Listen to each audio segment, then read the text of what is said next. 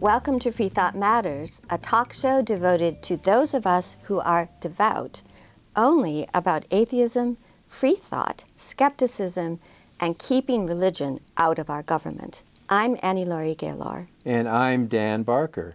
Annie Laurie and I are the executive directors of the nation's largest association of free thinkers, that's atheists and agnostics. The association is the Freedom from Religion Foundation, which is also a hard-working state church watchdog. Join us in our work so that reason will prevail in our government and our social policies.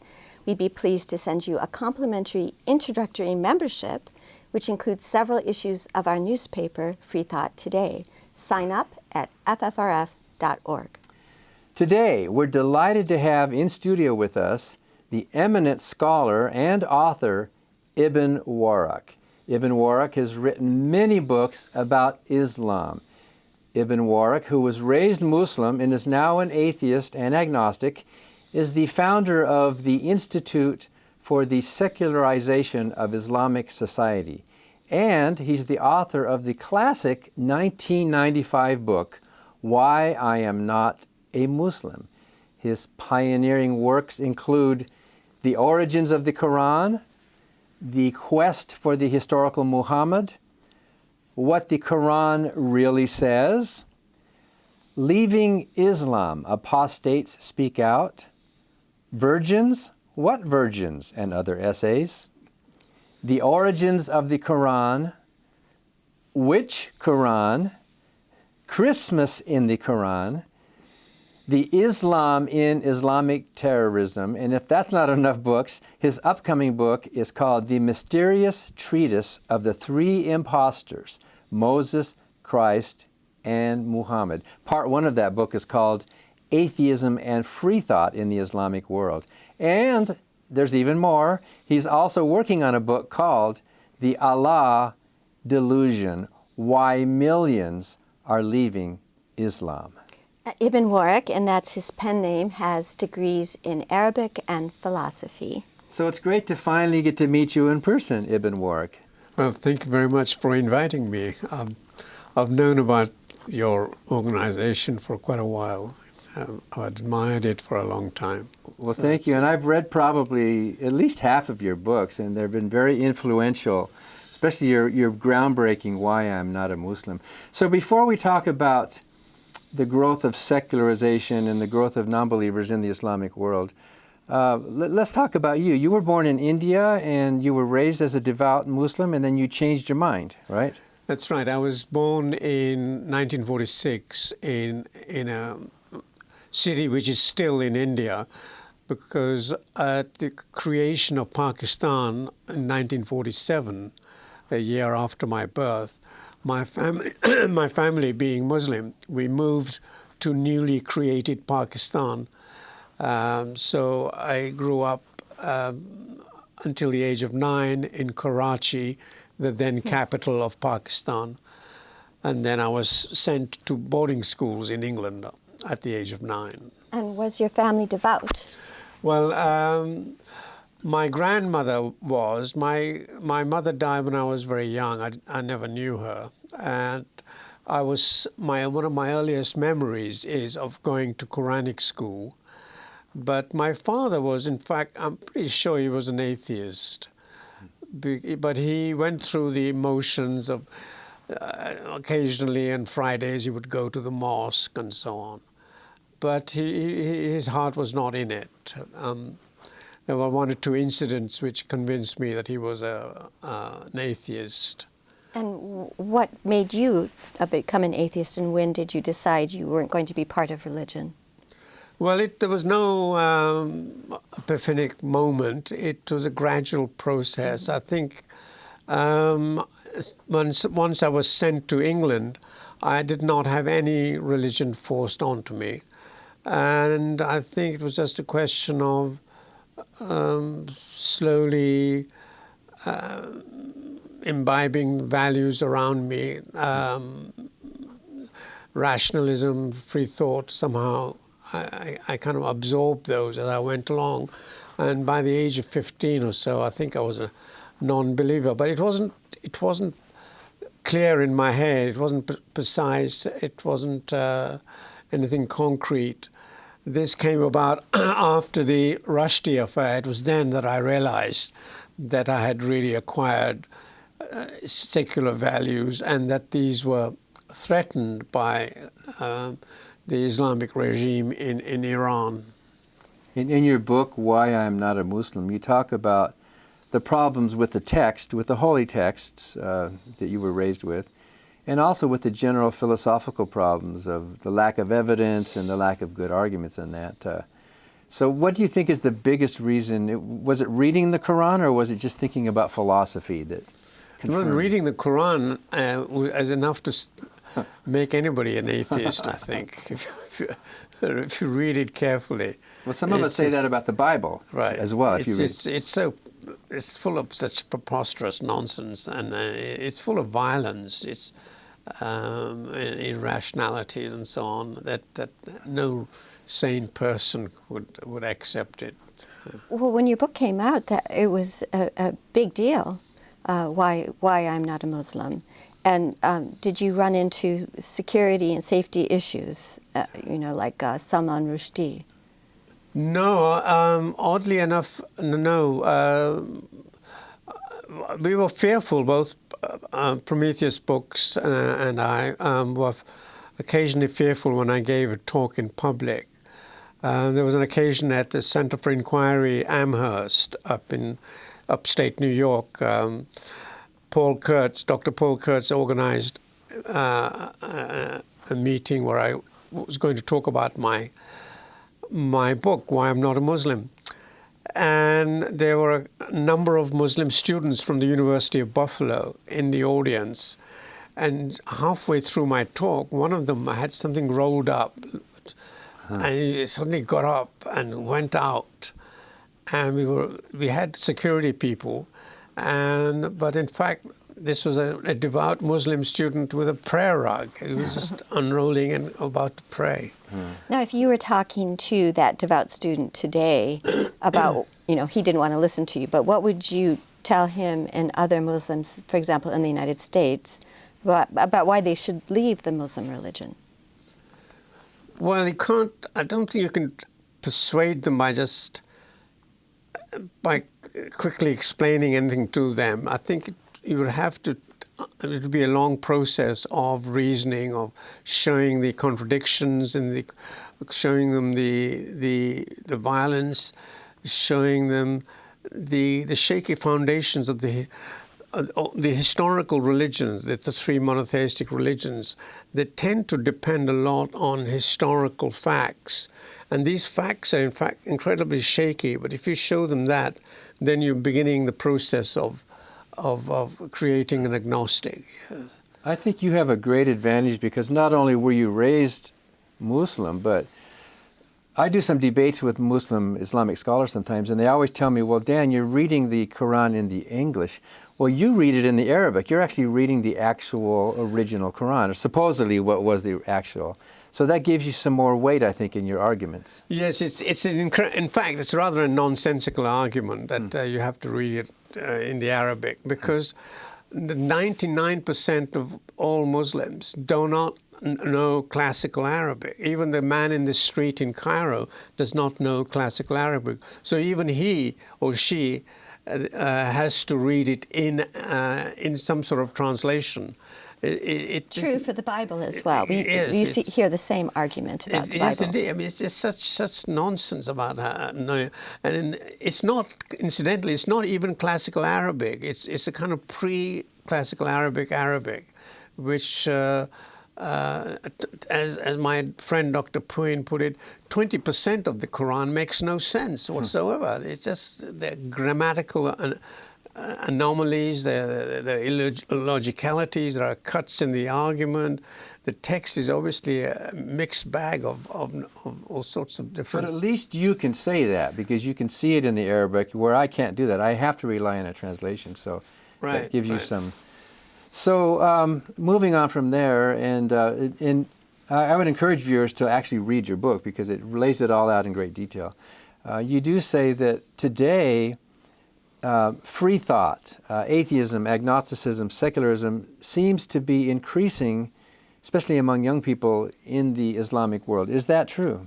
Absolutely. That's the subject of my new book. In fact, you mentioned two recent books. I've put them together all into one huge book of 648 pages, and not including the index, which I've called The Allah Delusion, which is an obvious reference to Richard Dawkins's book, The God Delusion, because Richard Dawkins's book, The God Delusion, has had an enormous influence on the young people in the Islamic world, and they're leaving literally by the millions. A Pew poll in Saudi Arabia recently, and this is quite an extraordinary statistic.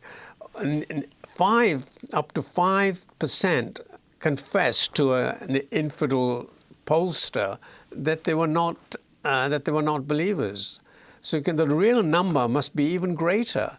I mean, this which gives you even 5% of the population gives you more than 1 million people.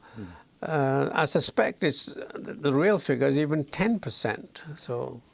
We want to get back to that, but I'm still interested briefly in what are the origins of the Quran. And you lump Moses, Muhammad, and Jesus as sort of 3 frauds. Can you talk a little bit about Muhammad?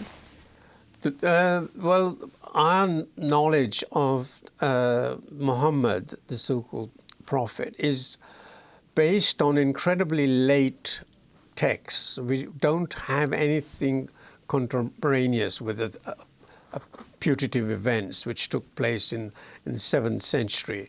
The prophet is supposed to have died in 623. I always get it mixed up, 632, 623. Anyway, beginning of the 7th century. But our earliest text for the evidence for his life dates from nearly 200 years after his supposed death. Similar to Jesus. Yes. Well, Jesus, there's supposed to be the letters and so on, the documents of St. Paul, which date to about 90 years after the supposed death of Christ. Well, this is 200 years. But the earliest biography we have is by a man called Ibn Warraq. But Ibn Warraq's work is not available. It's only available in a later redaction by another scholar called Ibn Hisham, who died over 200 years after the death of Muhammad. So our knowledge is incredibly shaky. So it's very murky history then, isn't it? Indeed. There's no photographs or videotapes of Muhammad? Nobody knows. All these people who walk around with beards and this absurd dress that they have, which resembles the kind of pajamas, supposedly imitating the dress that the Prophet wore. It's nonsense. It's all based on pretty shaky documents. Well, we're talking with author, atheist, and Quranic scholar Ibn Warraq about why he is not a Muslim. And when we come back from this short break, we want to talk about the non-religious tradition in Arabia before Islam and why millions today are leaving Islam.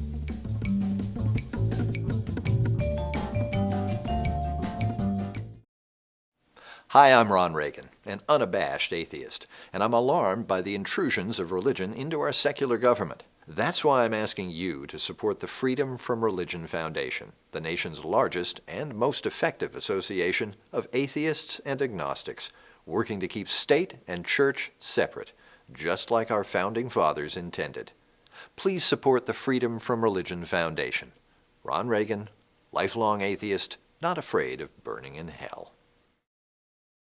I'm Ryan, and I'm an out-of-the-closet atheist. Ever since I was young, I've always been taught to ask questions, ask why, and use the scientific method to see how things can be improved. I learned early on that this doesn't work at church, at least not for long. You'll see the hypocrisy and the inaccuracy of everything. I think that we should eliminate religion and treat each other with dignity and respect as people inherently do. Religion is divisive, and I think we can all be good people without the lure of eternal salvation or the threat of eternal punishment.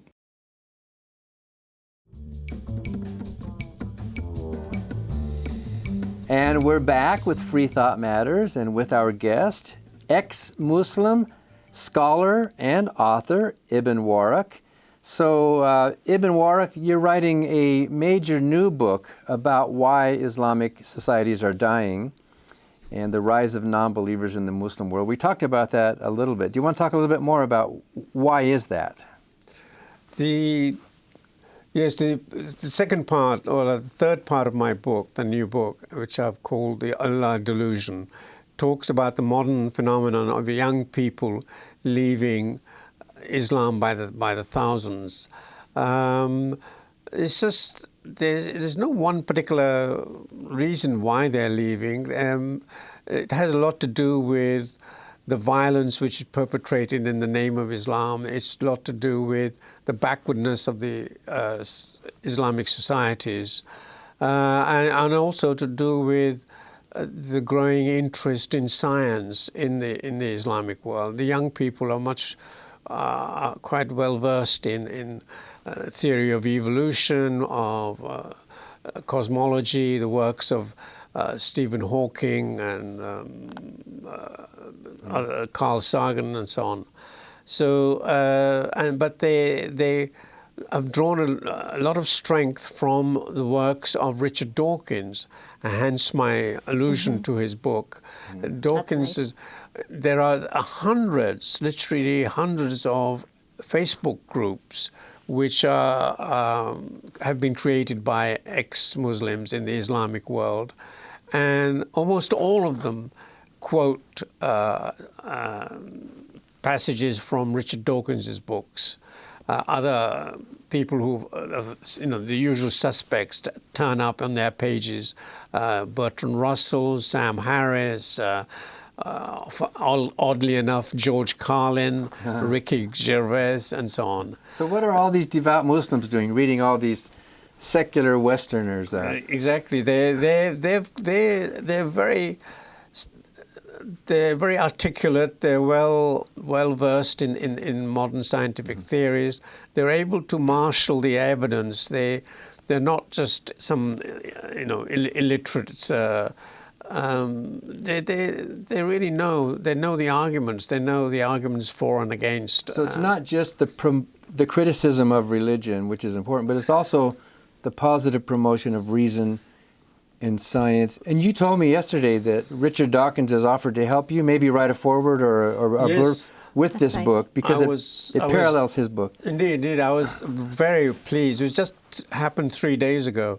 I don't often get a reply from Richard, but this time he replied immediately saying how nice it was to hear from me again and so on.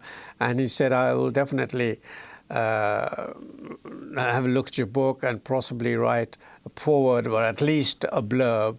So I might even have a foreword, so we'll see. And I think that your new book does talk a little bit about the history of free thought before Islam in Arabia. Indeed. Briefly, is there a big tradition of free thought? Right. This is, I think, it's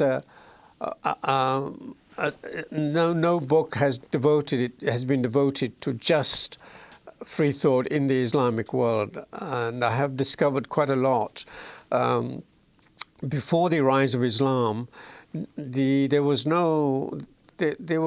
skeptics in Arabia, for example. The so-called pre-Islamic poetry celebrates kind of Epicurean life, a hedonistic lifestyle where honor and shame were the main moral standards. There was no question of a deity or some otherworldly rewards and punishments. The poetry was concentrated on celebrating the moment, now, the life on earth now, and so on. This kind of like, are you talking about Omar Khayyam, for example? No, Omar Khayyam is much later. I see. He's of 19th century, of course. 14th. He was 14th century. 14th century? Okay.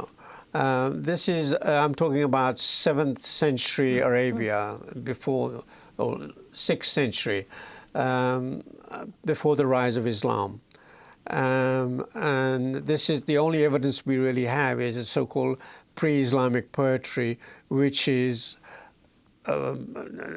dramatically non-theistic. There are no references to God and so on. What about the issues of human rights and women's rights and Saudi brutality, for example, in changing the views of Muslims to reject the Muslim religion? Yes, the fatal blot on the conscience of all of Islam is, in fact, the treatment of women, and women are at the forefront of this fight against theocratic systems. And because they're the ones who suffer the most, they're second-class citizens. They have all sorts of violence perpetrated on. Well, not to mention the burqa and the chadors and having to cover up. The female genital mutilation, forced marriage, honor crime, honor killings. They're the victims in each case, and I have a long section on at least 20, I discussed the short biographies of 20 Muslim women who have left Islam. In your upcoming book? In my upcoming book, I have an appendix devoted entirely to ex-Muslim women and the work that they've done. And some of the most dynamic women in the ex-Muslim world are women, in fact, people like Miriam Namazi, especially in England. Who we had on this show before. Oh, right. Well, she's the creator of the Council for the Ex-Muslims of Great Britain. And One Law for All she's active with, sort of a secular group in Great Britain. Right. What do you think are the worst countries in terms of theocracy? Are we looking at Pakistan, Saudi Arabia? Well, Iran is obvious at first, I think. It is horrendous how many people they have killed since coming to power in '79. It must run into the millions. There are various organizations in the United States run by ex-Muslim Iranians who are recording the atrocities committed by this theocratic nation. I think it is closely followed by, I would say, Pakistan and Saudi Arabia. Pakistan is really a hopeless case. Yes, Pakistan is the torture, the blasphemy. Blasphemy laws and the plight of Christians in Pakistan is really awful. Because successive American governments have ignored the plight of Christians in the Islamic world generally, and it's really disheartening. Yeah, Asia Bibi was accepted by Canada, for example, right. after her wonderful prosecution. This peasant woman who was accused of being a blasphemer. Right. People have been killed in defending her. What about Egypt? Egypt, it's a very odd situation, Egypt. You've got a lot of young people who are very active, who've left Islam, and they're much more daring, much more open. In my book, there are lots of interviews with young Egyptians who are willing to talk about their atheism. And it's kind of like Morocco, probably. Morocco is most liberal, actually, of all the. Yes, they're the most active as well. They've produced a lot of ex-Muslim women, especially. And so, what about the voices in this country, ex-Muslim voices? Yes, I have a section on ex-Muslims in the West. So we have an incredible number of organizations. You may well have invited, I think, Sarah Haider. Yes, from She's the co-founder of the Ex-Muslims of North America with Mohammed Saeed. In fact, Mohammed Saeed and we were on a panel together, Ex-Muslims panel in New York in July last year. And they've been trying to get more speaking engagements, but the universities are little bit cowardly. They're not giving them the... They're associating being ex-Muslim with being an Islamophobe, I believe. Yes, which is... That might be something you've run into. I speak a lot about that because the fact of millions of Muslims from all these different countries of leaving Islam makes nonsense of the whole thing of Islamophobia, with the mixing up race and an ideology, mixing up the people and a set of ideas.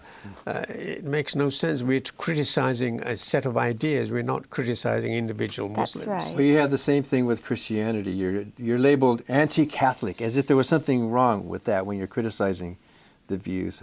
Well, we're out of time, Ibn Warraq. Thank you so much for being on our show today. And I'm really looking forward to your next book, The Allah Delusion, which we hope will become a bestseller like The God Delusion, and maybe accelerate this leaving of Islam that we're seeing all over the world. An enlightenment in the Muslim world. Thank you for inviting me, and I hope it does at least give the ex-Muslims in those countries some sort of moral support. Ibn Warraq, the author of Why I Am Not a Muslim, a scholar and an author. Well, thank you for watching Free Thought Matters. Because free thought matters.